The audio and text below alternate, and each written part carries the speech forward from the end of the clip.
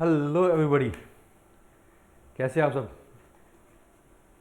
Once again I am with you all to start the new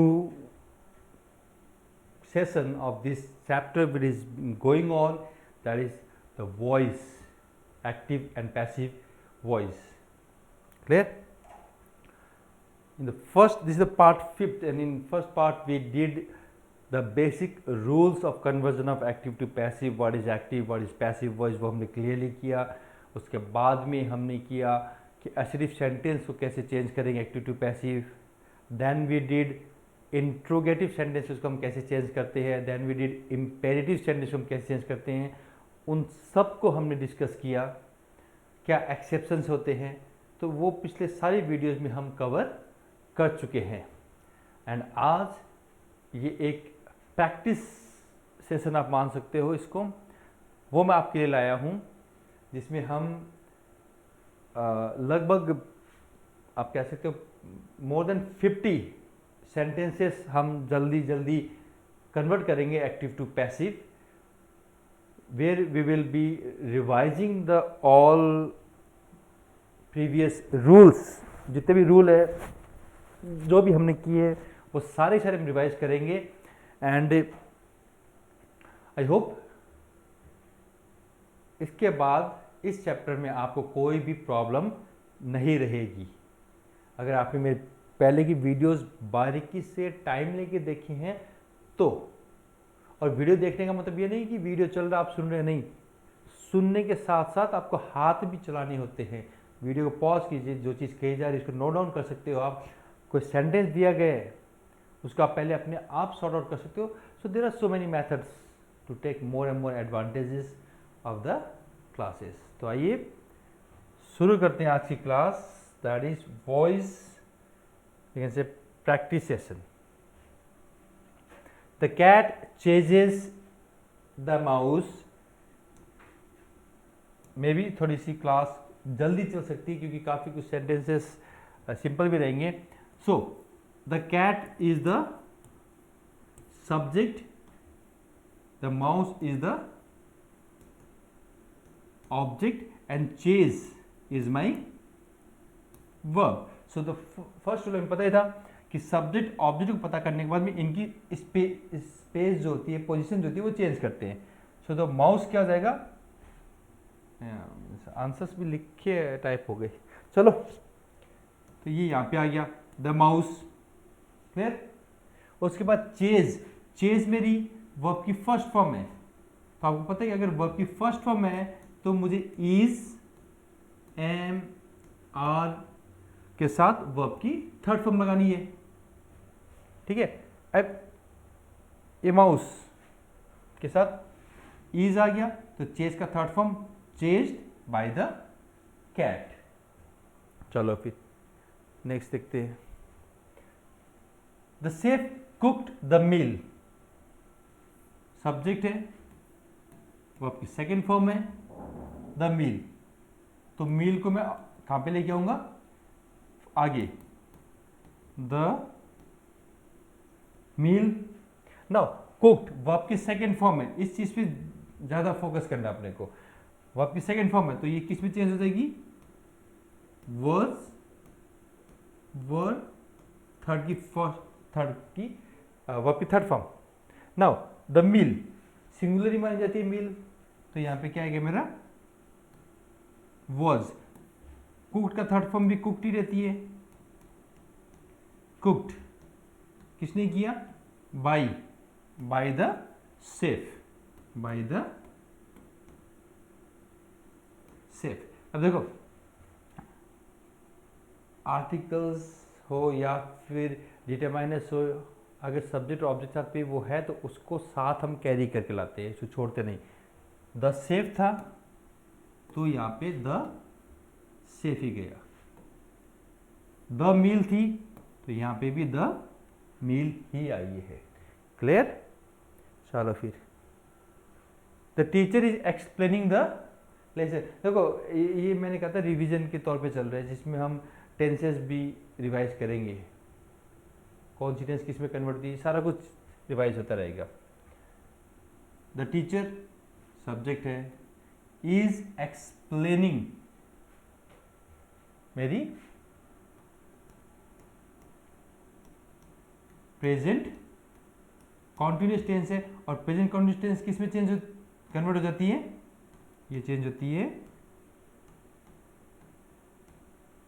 present की tense continuous है वो present continuous में रहती है, ठीक है, प्रेजेंट कंटिन्यूस में रहती है, लेकिन इसके बीच में बीइंग आ जाता है, इसके बीच में बीइंग आ जाएगा। द लेसन, द लेसन, अब इज है, ये इज एम आर में से ही एक आ रहा था क्योंकि present continuous is am are में से होती है। लेसन मेरा सिंगुलर है तो यहाँ पे इज आई है, इज बीइंग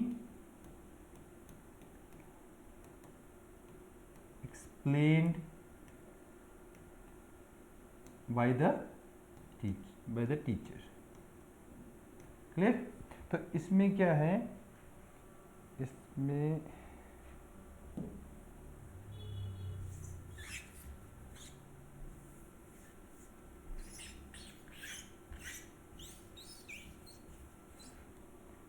इसमें याद रखना है बेटा कि इज एम आर के साथ अगर आईएनजी आ जाती है तो इन तीन में से एक लिखना होगा। इस आईएनजी को न्यूट्रलाइज करने के लिए बीच में बीइंग लगाना है और वर्ब की थर्ड फॉर्म आएगी। क्लियर? तो इसी रिवीजन के साथ हम आगे चलते रहेंगे।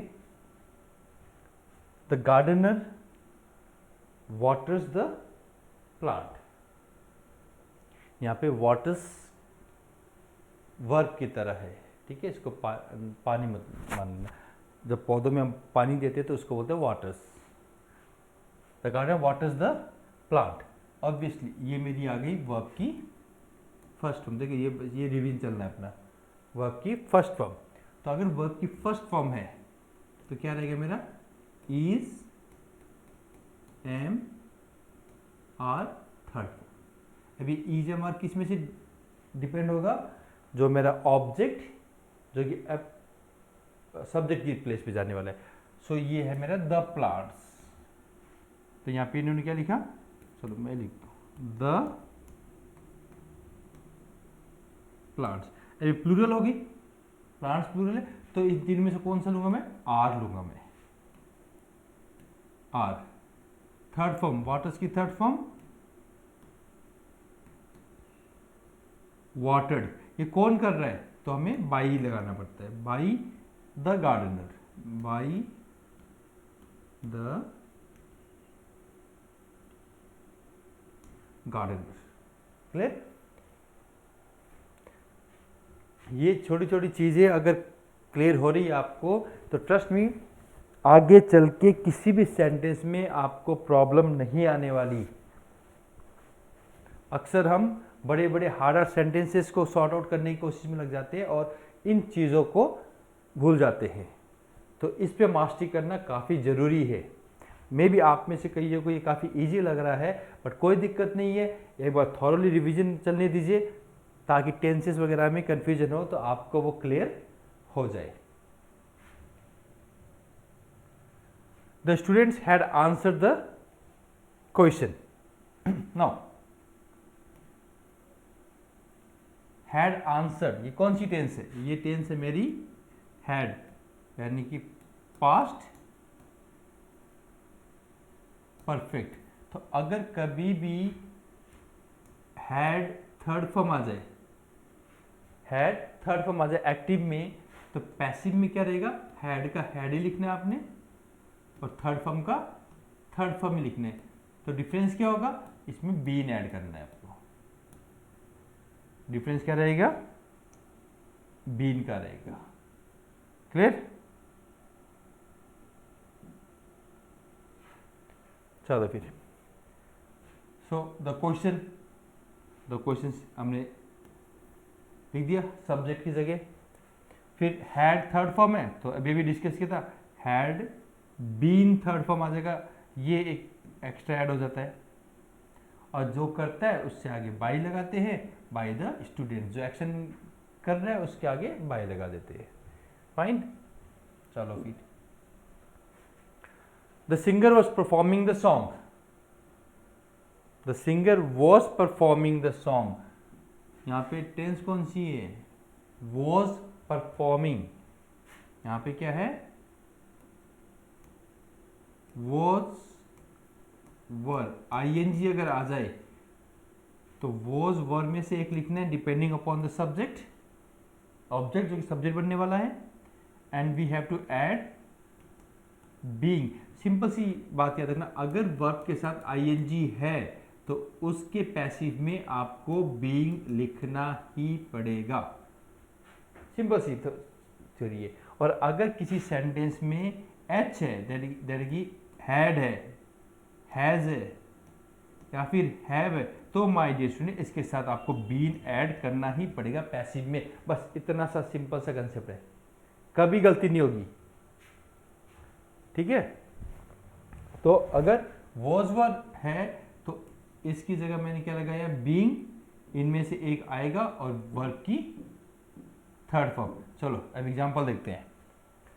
The singer was performing the song, यहाँ पे ऑब्जेक्ट क्या है मेरा, द सॉन्ग, तो वो आ गया मेरा सब्जेक्ट की जगह। वॉज परफॉर्मिंग, तो वॉज में ऑप्शन आ जाती है या तो वॉज या वर आएगा, वॉज या वर आएगा। सॉन्ग सिंगुलर है तो मेरा आया वॉज। वर्ब के साथ आईएनजी है तो यहां पे मुझे लगाना पड़ेगा being.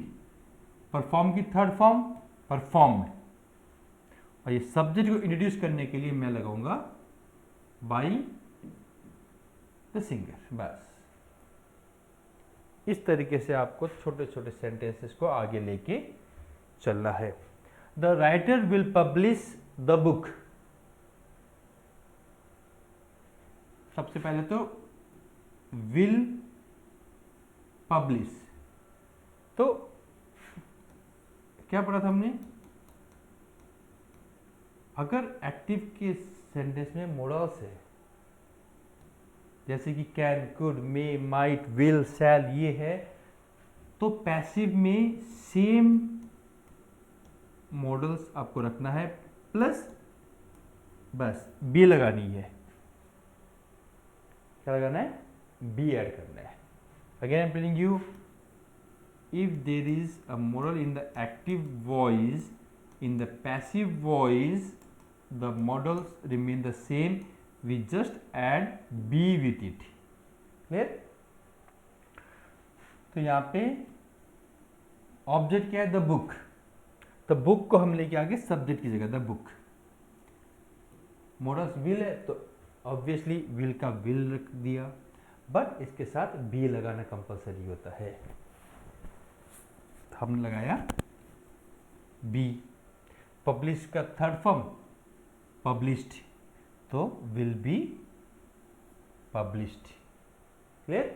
Again I am telling you, same modals आएगा, be will be added extra, and जो भी वर्ब है उसकी third form. Fine, after that we have to introduce the subject जो कि ऑब्जेक्ट बनने वाला है with the word by and write the name of the subject, subject जो कि यहाँ पे ऑब्जेक्ट के रूप में आ गया। फाइन, चलो फिर the mechanic fixes the car, verb की फर्स्ट फॉर्म है, वर्ब की अगर फर्स्ट फॉर्म है तो क्या लिखोगे, इज, एम, आर, वर्ब की third form, clear. The car, यहाँ पे द कार क्या है, सिंगुलर है तो मैं क्या लूंगा, इज लगाऊंगा। The car is fixed, third form. Again the mechanic, मेरा ये जो सब्जेक्ट था मैं इसको लेके कहाँ पे आ रहा हूं, ऑब्जेक्ट की जगह, तो इसको इंट्रोड्यूस करने के लिए मैं क्या यूज करूंगा, the.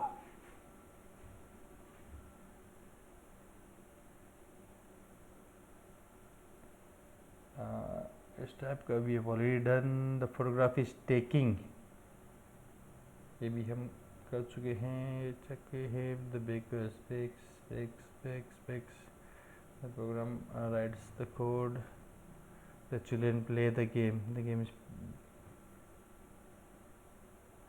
then announces the verdict. भाई अब अगर सारी सेम आ रहे तो फिर अपने को करने की क्या जरूरत है, कुछ चेंजेस देख लेते हैं ना. Just a second, okay.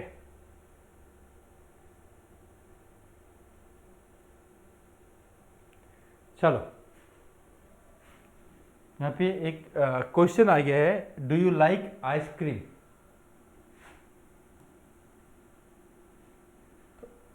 अगर देखो मैंने पहले कहा था टेंसेस को समझना जरूरी है. अगर टेंसेस समझ में आ गई तो यहाँ पे कोई मुश्किल बात नहीं रहेगी.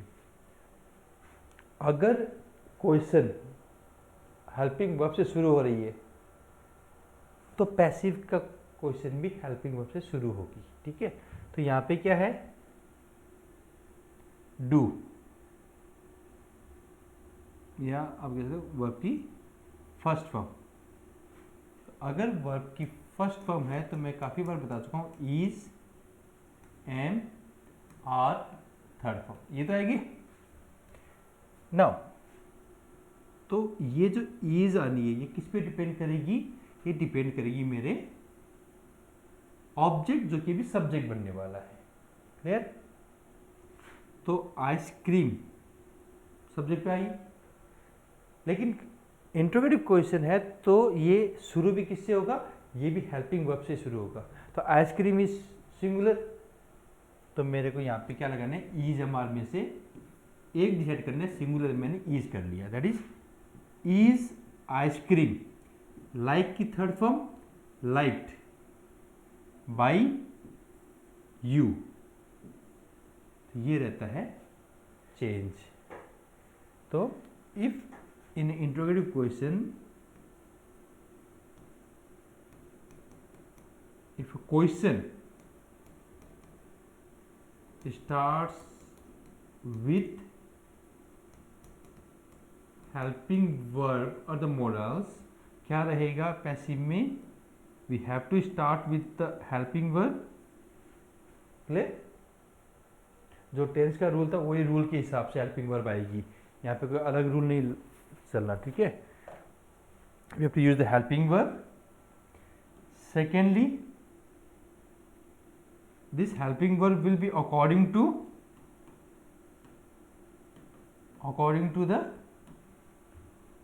the object, जो कि ऑब्जेक्ट ऑफ एक्टिव वॉइस, जो कि अभी पैसिव में सब्जेक्ट का काम करेगा.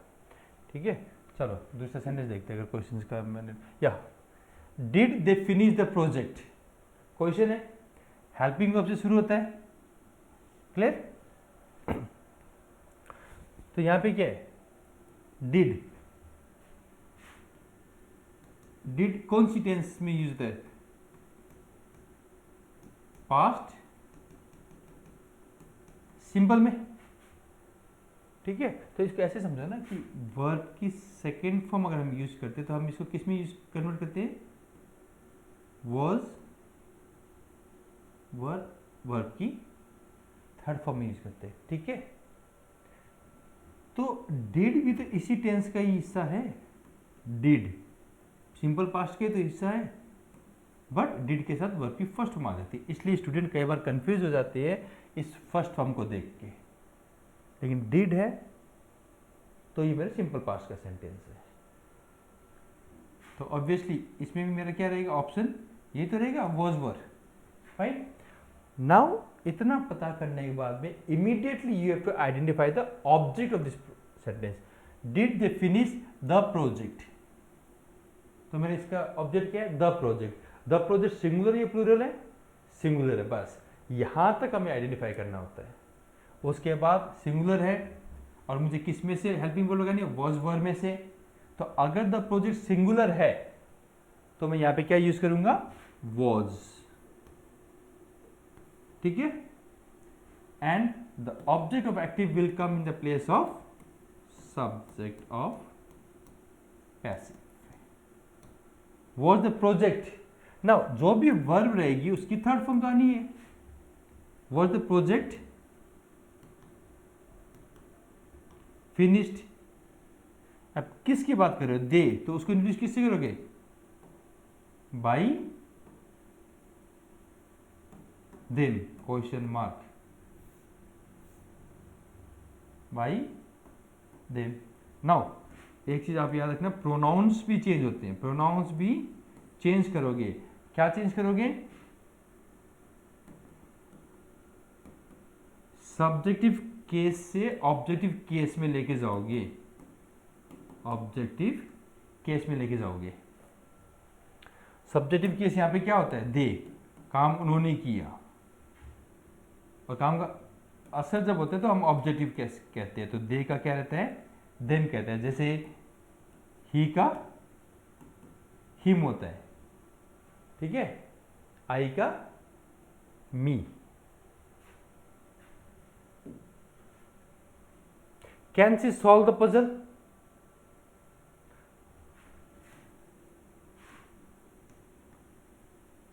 मोरल्स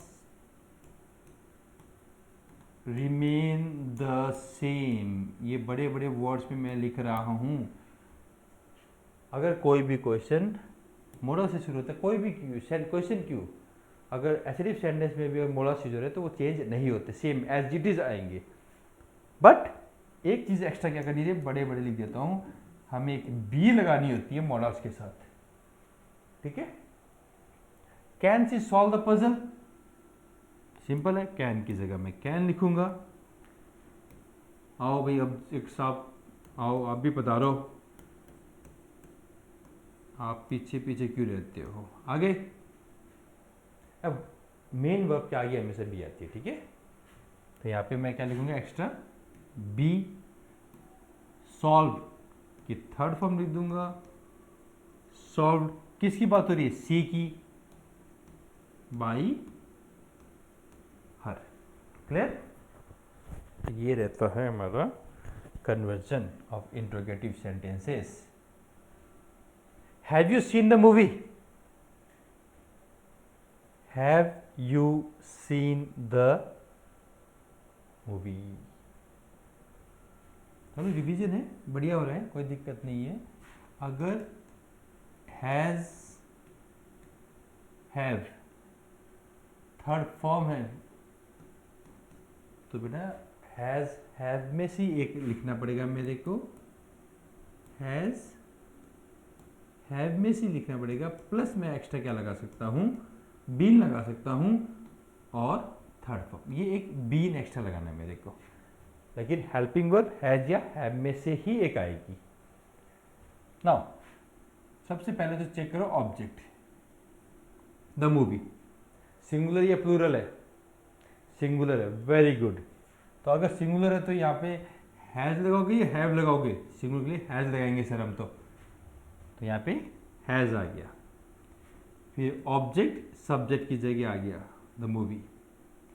वर्ब के आगे जैसे मोरल्स केस में मैंने बताया था, ये जो बी है या फिर ये जो बीइंग है या फिर ये बीन है, ये कहाँ लगाओगे? वर्ब के पहले लगाएंगे, ठीक पहले। Has the movie been seen by you? Clear?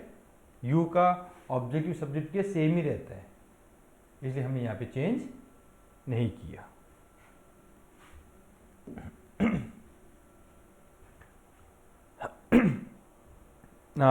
ये कुछ सेंटेंसेस मुझे लग रहे हैं इंपेरेटिव के आ गए।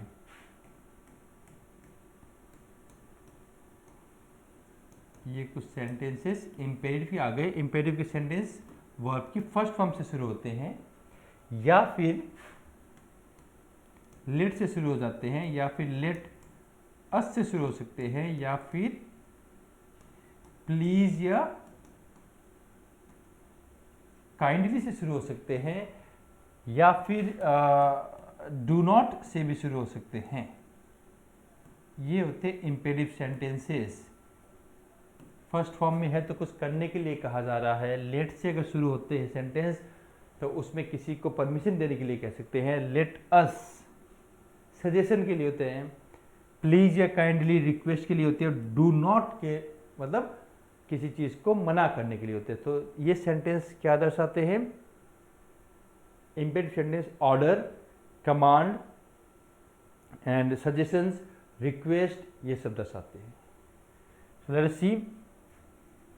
Open the window.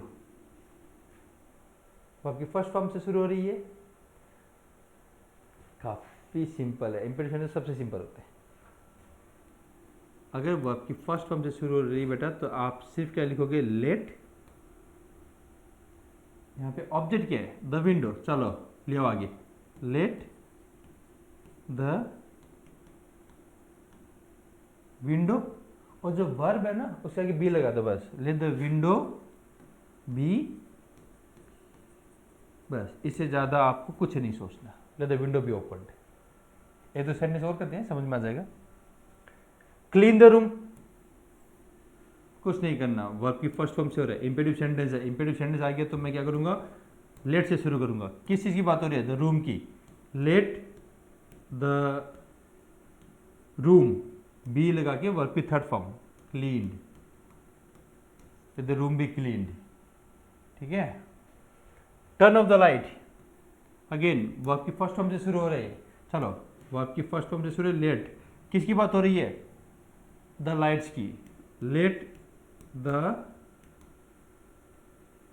Lights, B के बाद वर्ब की third form, turn off, turn off. बस सिंपल है.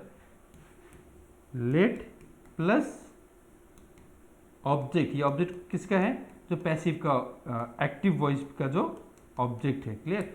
उसके बाद में बी लगाना है, उसके बाद वर्ब की थर्ड फॉर्म. ये स्ट्रक्चर रहेगा.